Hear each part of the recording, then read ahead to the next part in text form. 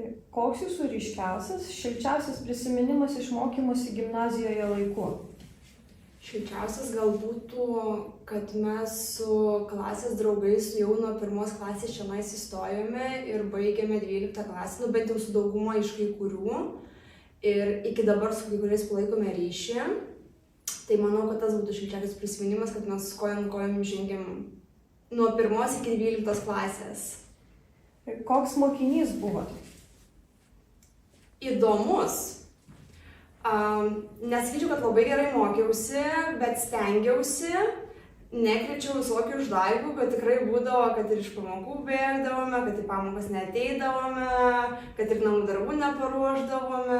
Tai vidurkis buvo ganėtinai man tuo momentu normalus, bet toks per viduriuką, sakyčiau, mokinys buvau.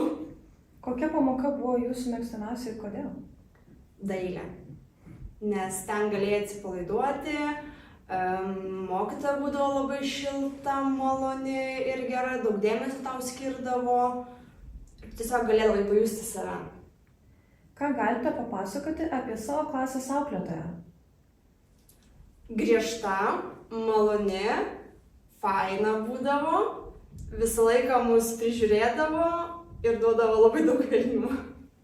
Ką vertingo gyvenime jums suteikė gimnazija? Ką vertingo? Galbūt išmokau pamoką, kad reikia vertinti kiekvieną dieną, kiekvieną akimirką. Ir tiek tiesiog. Ar vis dar palaikote ryšį su klasės draugais? Su kai kuriais taip. Ir paskutinis klausimas, ko palinkėtumėte mūsų gimnazijai?